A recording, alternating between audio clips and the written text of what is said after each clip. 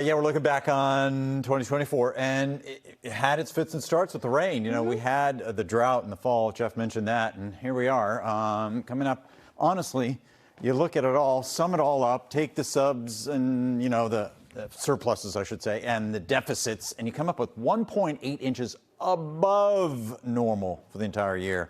So this stands to reason that you can go into a deep drought and still be above normal with precipitation when you look at a calendar year. Of course, in the world of meteorology, we look at the water year, though. It goes September to October. But anyway, the early part of the year was all about the surplus, too. We were flooding rain. We had an insanely wet winter. First night, timing that rain, and the wicked wind comes in Thursday, damaging gusts possible. Unfortunately, we have some power outages isolated, not widespread, but colder temperatures by this weekend. I will say, though, that this wind comes in on Thursday.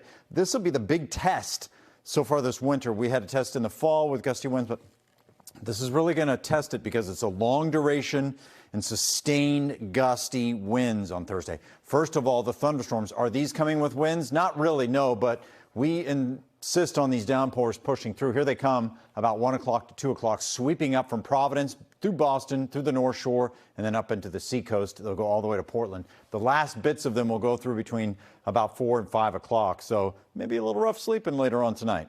I don't know, though. Maybe if you've been drinking, it's not going to be too rough, right? You just pass right out. Anyway, a couple more showers at the end of this weather system into the evening. Snow showers are depicted here, but I'm not confident that we see these, honestly. I think it will be a little bit too mild, and even if we were to see some flakes mix in, our temperature should be above freezing, so it does not look like it'll be sticking.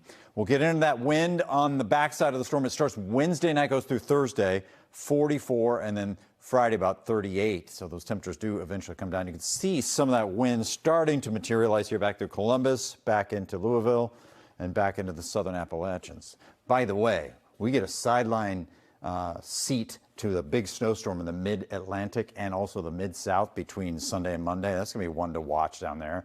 Watch all those flatlanders driving around in that 2 to 3 inches of snow. Wind advisories up, gusts to 45 to 55 miles an hour here in southern New England. This is Wednesday into Thursday. It starts late night Wednesday. And this is just a sampling of some of the winds that we could see. Worcester gusting to 47, close to maybe 50 miles an hour at times. It comes down on Thursday afternoon, but not a lot.